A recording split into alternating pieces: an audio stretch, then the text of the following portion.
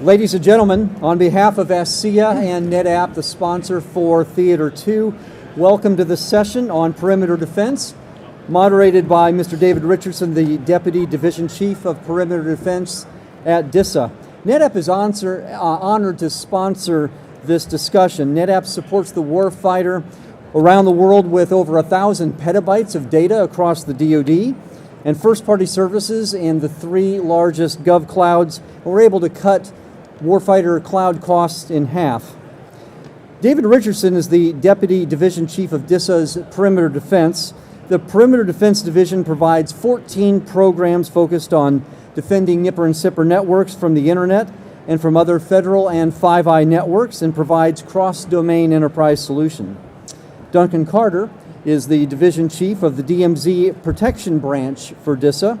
His branch leads the evolution and lifecycle development of active defense components of DISA's boundary protection systems.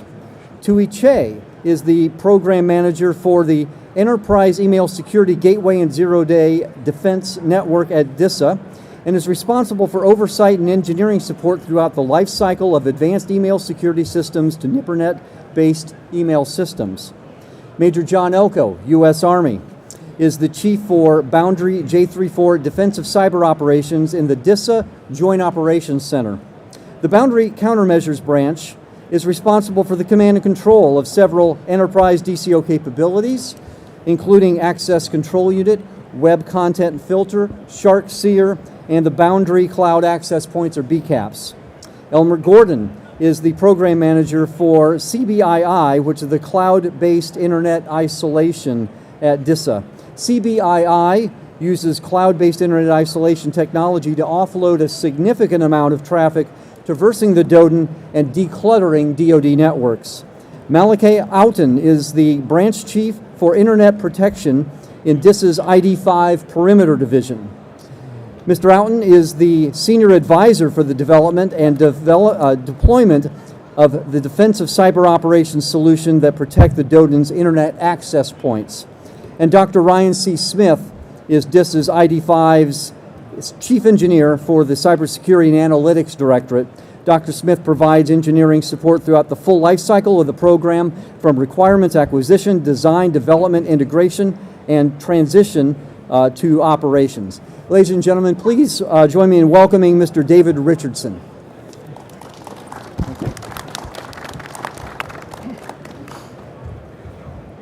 All right, thank you very much.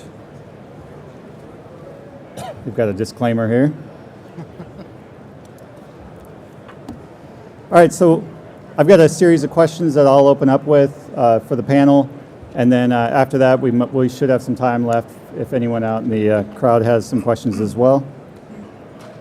So I'll get started with the first question is perimeter defense an obsolete way of defending the network now that we have zero trust? And so with that, I'll kind of pass that over to Major Elko, I believe, to get started. Yeah, so first off, can everybody hear me in the back? Fantastic. No? Okay. Fantastic. I'll maybe speak a little bit louder. Fantastic. So when we look at zero trust and the things that it's able to accomplish, it's doing a real good job of mitigating the advanced cyber threats. But one of the things that we're looking at, it does a better job of handling those advanced threats when it doesn't have to worry about a lot of clutter.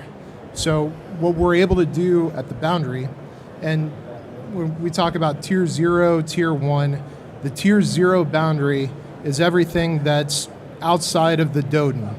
So everything that's outside of DoD, the DoD space, so fully commercial. Between the tier 0 and the tier 1, there are a number of capabilities that allow us to mitigate things like DDoS, things like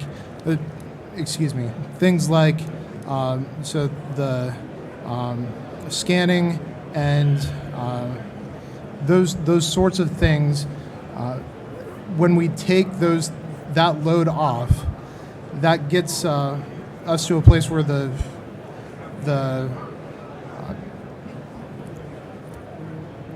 So it helps us to better defend, right? Absolutely. By pulling that off the area separating that traffic, we're able to do more with that. I think that's what you're trying to say, right, Major? Yeah, absolutely. So what we're looking at is even the capabilities of Zero Trust, it can't defend 100% of threats 100% of the time. So what we're looking at is we'd offer that defense in depth isn't a completely dead concept, because multiple layers of capabilities are going to enable those threats to be caught by something. When we stack up those capabilities, that's something that is going to give us an overall better cybersecurity posture. I'll pass it back over to you, Dave. Yeah, Right. I just want to add, I believe, Zero Trust is still, it's a journey, right? I don't think from a DoD, we're not at our end state.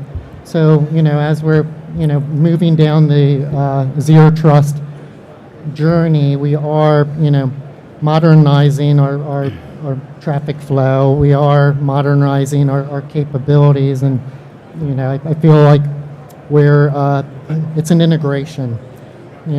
With the perimeter, with Zero Trust concepts, that's what we're working towards. I say it's not that it's obsolete at all. It's just, we're working towards, our next gen architecture and next gen network for the DoD. All right, thank you, Major, and thank you, Dr. Smith. For my next question over to Duncan Carter, what is DISA's role in protecting the DoDN at the perimeter? So good afternoon, everyone. My name is Duncan, like Dave had mentioned. So I'm actually the division chief for the perimeter defense division within DISA. And so the short answer to that question is basically, so our mission is to deliver cyber solutions in order to protect the DoDN. That's like the bottom line mission. But to dig into that just a little deeper, how we do that is by having a set of program management teams that lead that entire acquisition lifecycle, deploying cyber tools to the perimeter that act as that first line of defense between external networks and our internal networks, like the NIPRNet and CIPRNet. Now, the way we are actually structured in our division is we have one branch that's strictly focused on protecting against threats that come in from the internet against two major threat vectors, which are email and also web. We also have multiple capabilities that complement one another, because there is no, one-size-fits-all solution for mitigating cyber threats. We also have a second branch that's in charge of deploying specialized gateways to help not only protect our networks, but also help facilitate information sharing and collaboration with our mission partners. And our mission partners range from Five Eyes to non-DoD federal agencies, as well as DoD contractors. And then in addition to that, we have a third branch that specializes in providing cross-domain enterprise solutions. For the DoD, we have a team that provides DNS security, and these are all at enterprise levels, so we provide DNS security for the entire DoD, as well as Major Elko had mentioned DDoS detection and mitigation in order to, provide that protection at the perimeter. Now, in order to provide some type of perspective and scope on the threats that we block, I wanted to just provide some numbers so we have an idea of what we're talking about over here. So for our email programs, on average, and these numbers fluctuate, but on average, the email security gateways block about 1 billion email threats every single month. And then our DNS security team, they block, the tools actually block about 4 billion threats per month.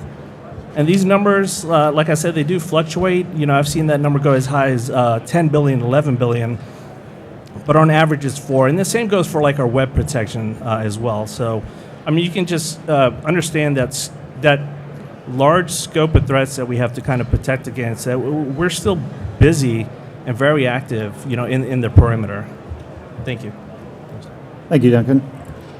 For my next question, I'm going to go back to Major Elko and just, can you give us a better understanding of what is the role that the DISA Joint Operations Center plays in protecting at the perimeter? Yeah. So ultimately, DISA is just one of 45 DAOs. So JFHQ Doden is organized all of Doden terrain into 45 separate areas of operation. So DAO DISA is just one of those. So the DJOC, the DISA Joint Operations Center, is responsible for the command and control of DAO DISA. So all of, and primarily what that is the Doden backbone and the Doden enterprise. And what that really ends up being is the internet access points. So the internet access point is that point where commercial becomes Doden. So our internet service provider, there are a lot of capabilities that are at the internet service provider before it ever even reaches Doden terrain, Doden space. And there are a lot of really exciting things happening at that. So it's not just command and control of the DAO DISA and the boundary capabilities. It's also reaching out into tier 0 commercial space.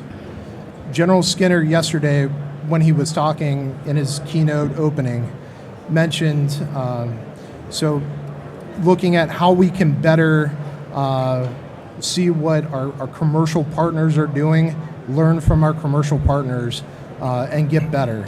Well, that's exactly what we're doing with our internet service provider. So our internet service provider has a commercial cyber threat intelligence section. They're here today, and what they're doing is incredibly exciting. One of the things that they're doing is a threat reputation score that's being applied to all internet traffic. So for everything that they see, they give it a threat reputation score from 1, which is completely benign, all the way out to 100, which is an absolute known threat. And then what we're able to do at the internet service provider is apply blocks at thresholds. So in conjunction with our internet service provider partners, we determine where those thresholds ought to be at various categories, and then we can block that traffic. And what that allows us to do, it allows us to have an additional 0-day defense. So before specific defenses are even identified, built, created, before there's actually a defense, we can block based off of signatures that we're seeing out in the wild, out in commercial IP space. Again, so all these things are really exciting. And that's an active measure that's being applied at tier 0, and that's command and control through the boundary team in the DJOC. And that's in addition to all the tier 1 capabilities. So at the internet access point, all of the various firewalls that we have that we can apply additional blocks and so forth. But what we're looking at, applying those new mitigations at tier 0, we've already seen the load come off of our tier 1 capabilities. So our tier 1 capabilities don't have to work as hard because those blocks are happening at the tier 0 commercial IP space. So that's incredibly exciting. That kind of goes back to that zero trust conversation that we were having earlier about how if we can take the load off at tier 0 and then take another load off at tier 1, then a zero trust environment is something that's going to be even more successful than what it otherwise would be.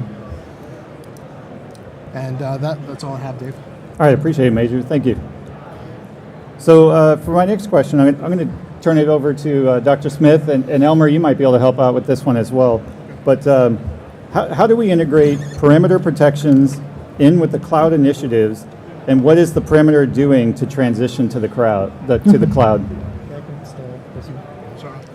So what we've done is we've taken a look at our programs, and this has been over a long period of time. Really taking a look at our programs. They're primarily on-premise, like hardware-based. We are the perimeter. And what we want to do is, try to figure out what makes sense to move, start moving some of the capabilities to the cloud. In some cases, we noticed like certain gateways, it would have been, either cost too much, just didn't align to current schedules or so forth. Whereas other capabilities such as, DNS, we were able to kind of, move from the traditional on-prem hardware into a more hybrid type environment. And then we are taking a look at the components within each of our programs as well to see, does it make sense to containerize or virtualize some of the internal components? Like one of the things that we, want to do is, make sure that we're always agile enough to support, architecture or network changes. We realize there's, all kinds of DoD efforts kind of, converging on one, and we're a part of that. So, really analyzing, seeing what makes sense is, big portion of how we've, kind of, moved over to the cloud. I'd say one of our successes, though, we did implement a DNS data lake, and I think within the first, week or 2 weeks, it was already a success. Can't really go into the details, but, it gave us more visibility on our data. We were able to see more, have more, it's more that visibility, able to trace things a bit better, have a better understanding of certain issues that are occurring within that space. And then we also have our cloud-based internet isolation, and I think, Elmer, that'd probably be more appropriate for you to speak to. Absolutely, and good afternoon, everyone. So the setup for that was I'm the CBII PM, and that is the cloud-based internet isolation. And this is actually a major effort that DISA has been pushing since 2020. So far, we have about 2.7 million people on the platform, and so obviously, if we're talking about cloud, the cloud protections inherent in CBII. So two things I definitely want to kind of point out is. So again, we have cybersecurity protections inherent in the cloud, and so that allows for also offloading traffic. So offloading traffic. So. And you're talking about non-mission critical traffic. Yeah. So that would be your. I apologize. So that'd be like your Yahoos, your Facebooks, your YouTubes, right? So what we want to do is actually declutter DoD networks. So putting that traffic into the cloud in a virtualized container allows us to declutter our networks. If you actually look at now at the sort of the global challenges facing the nation, whether it's Russia or China. We want to make sure our networks are declogged. So having that traffic offloaded into a cloud environment frees up networks. And also, too, we're looking at the capability itself, CBII, destroying millions and millions of potential threats to the DoD. So again, we've already done that. We have 2.8 million users on the platform, and that number is slowly but surely climbing. And we're hopefully looking to get the 3 million mark. The more people we add is obviously we're enhancing the overall cybersecurity posture against the DoD. Thank you, Dr. Smith, and thank you, Elmer. And so for my next question, I think this would be geared mainly towards Malachi and Twee. So what are considered to be the high threat vectors when defending at the perimeter? I'll start at Twee, then I'll pass the baton to you.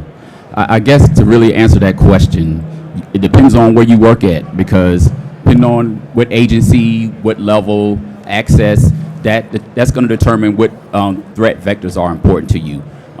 To give a perfect example, where we work at inside of the perimeter division, we manage the capabilities. We update the capabilities. So for personnel like myself, Elmer, Twee, them being program managers, the first thing that we look at as a possible threat vector would be, I guess, misconfiguration of our setup files, the way that we're built, our standardization, because we want to make sure that we are keeping our capabilities and our components at the highest state of readiness within best practices. So that would be one of the initial threat vectors. But if you look at somebody that's aligned with us in the same mission, like Major Elko and team, he may be looking at it from an aspect from a more adversarial point of view, if I'm not mistaken. Sure.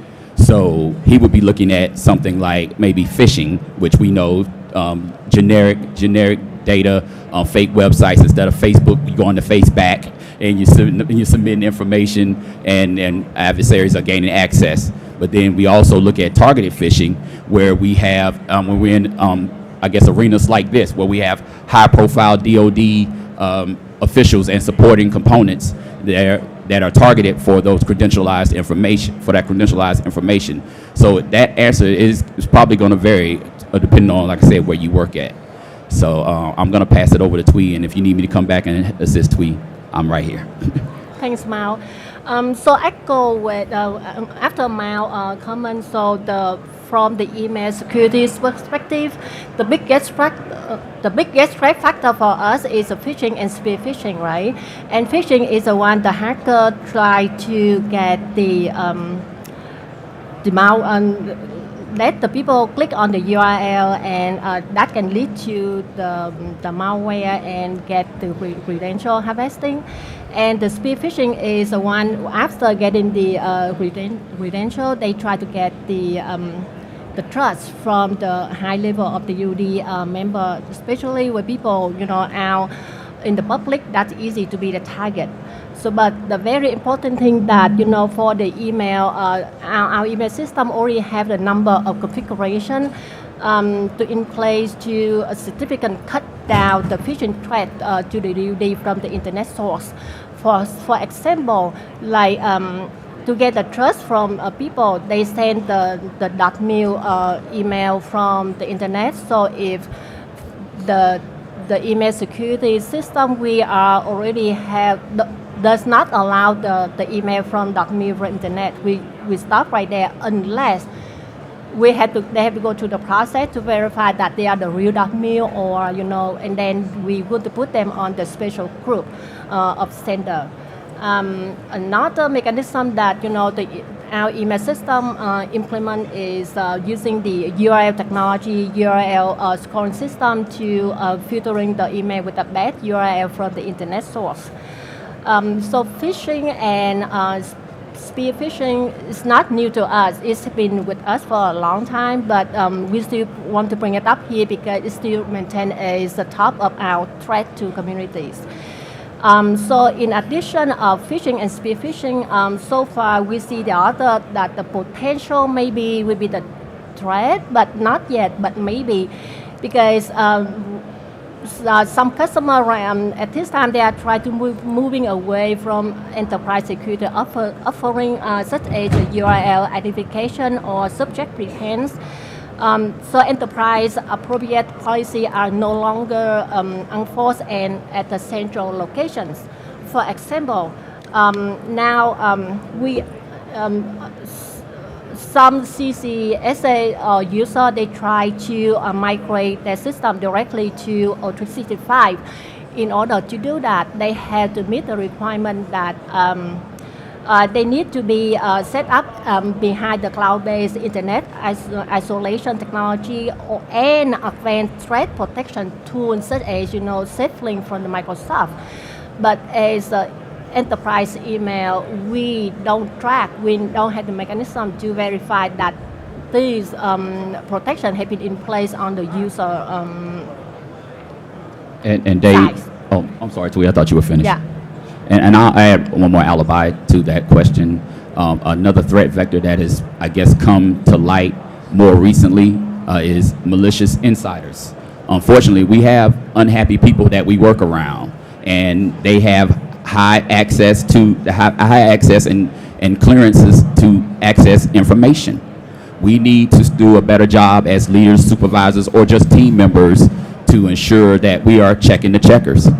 We need to ensure that we're doing proper separation of duties, making sure that the information that we're sharing is based off a need to know, because we're doing more blue on blue than anything right now at this current time in our society.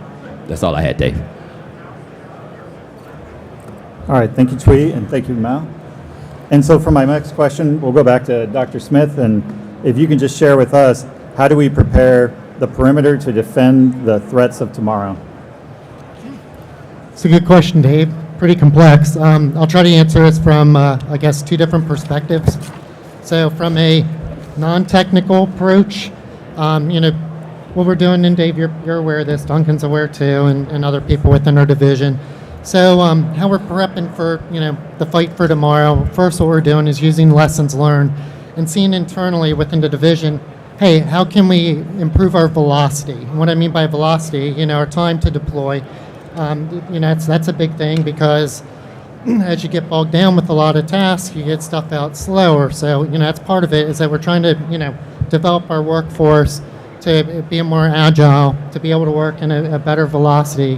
What we're also trying to do is simplify things, simplify processes internally as well so that we can work more efficiently.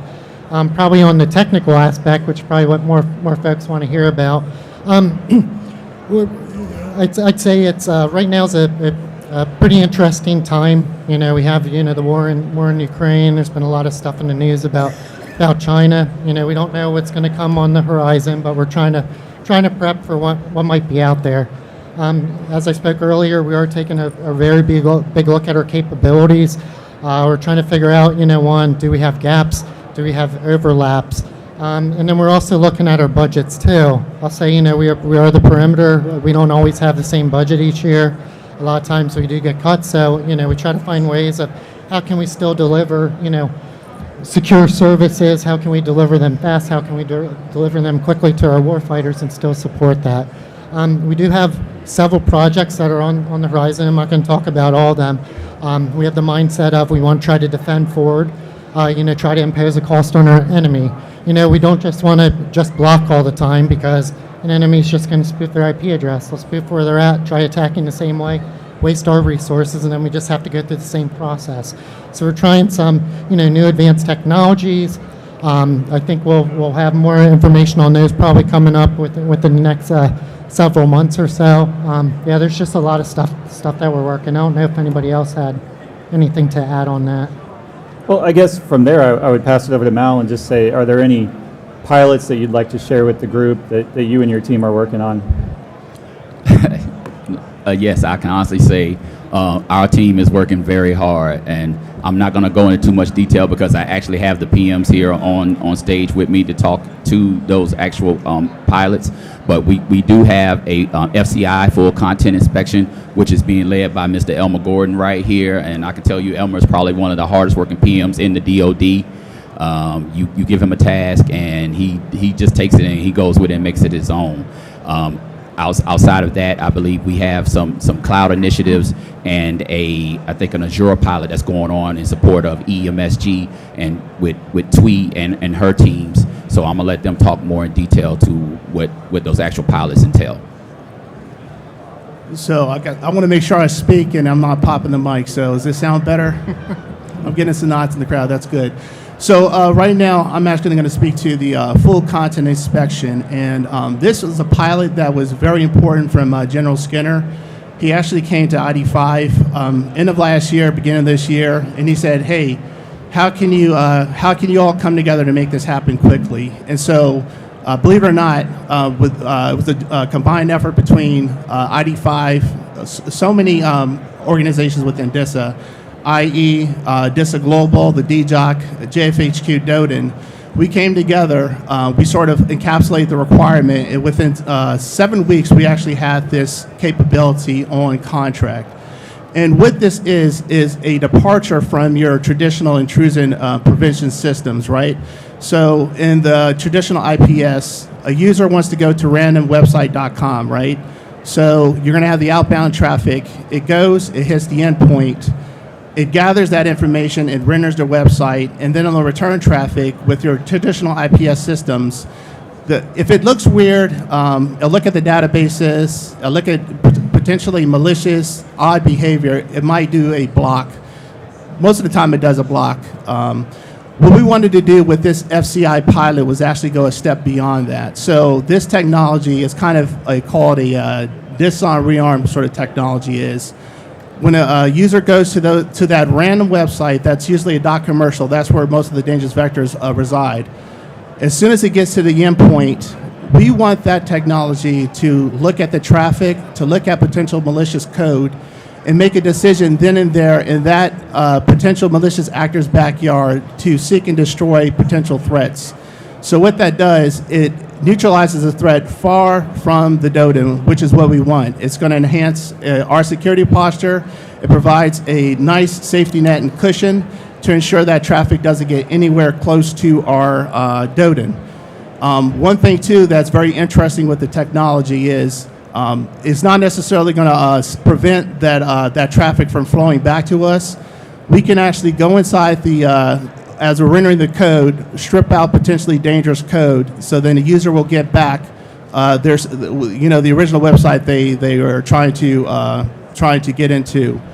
So we're actually looking at this being a 6-month pilot, hope to go live in late June. We're going to go into passive mode, looking at analytics. And then the last 3 months, we're actually going to go to sort of a seek and destroy posture where we go live. And, we want to see how it stacks up against some of our other technologies we currently have deployed at IAP. Hopefully that will see if it's a better cybersecurity option overall. And also, as a Department of Defense, we don't have a endless amount of money to go around, so potentially have some cost avoidance if we were to adopt the technology. But again, we're excited about this. Hopefully next year we're going to look at the results, and then all combined stakeholders are going to have a good decision for General Skinner to how we're going to move forward on it. Okay, for the email security pilot, we are planning to have two different pilots. The first one is for email security gateway. That is the first line of defense to protect DODM from the email from the internet, right? And the pilot will be set up on the Microsoft Azure environment. So what is the scope of the pilot? For the pilot, we try to understand how to set up the network on the Azure environment, and then we will assessment the VM appliance behavior on the Azure, and then we will try to understand the process to manage the VM or monitor troubleshoot on the Azure environment. And the last thing is the pilot. We will evaluate the VM scalabilities, like right now, like how many physical appliance we need the VM. Like right now we in the early phase we think we need more. The number of the VM will be more than the number of physical appliances, but what the number look like and how many number we need when we migrate to to the cloud, that will be the pilot. They will give us the answer, and that will be the number come out will be the cost of writing for the program migrated to the cloud. And the other pilot that we are working on is on the other email system behind the email security gateway. So the system email behind the gateway is to analyze the email subject line, the email body, the URL, and the attachment in the email. So make sure find anything ambiguous activity on the emails. So as we speak, we are running the proof of concept for this email system, and let me see. And the proof of concept will be setting up on both Microsoft and Amazon Cloud. And after if we success and finish the proof of concept, we will start to the pilot phase on the live traffic. So as expecting, both pilot will be happen and done within 2023. That's all I have. Oh, thank you, Thuy. And so it sounds, Duncan, like there's a whole lot going on at the perimeter. So, what support do you need from industry in order to accomplish a lot of this? So before I get to that, Dave, real quick, just to add on to Thuy's point, we have over 14 different programs in the perimeter, and we want to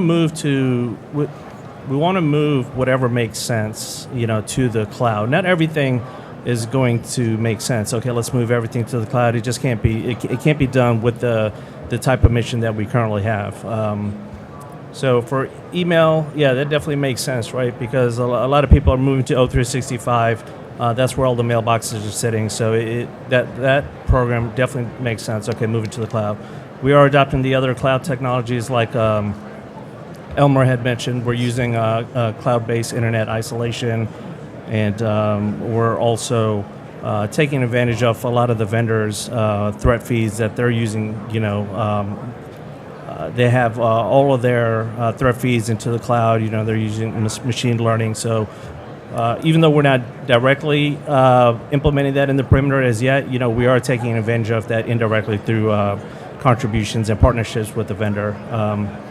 So to your point, to your question, Dave, earlier when we first started this panel, I had mentioned the many number of capabilities that we kind of that we manage in our division, and the metrics that are provided kind of show like the large scope of threats that we block. It's a massive undertaking, huge responsibility, and there's no one government organization or even technology that's going to be able to mitigate all those threats. So there definitely has to be that partnership between government and industry in order for us to be successful.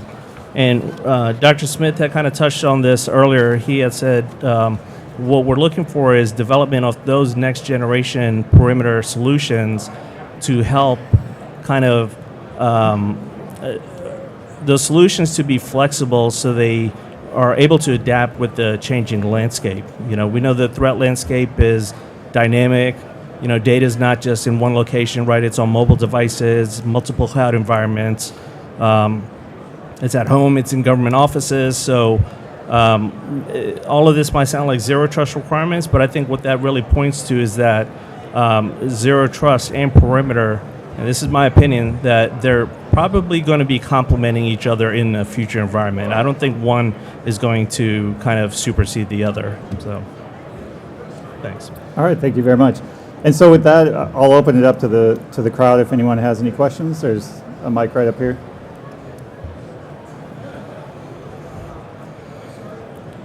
Make it that easy. Unless we addressed it all. I think we're good.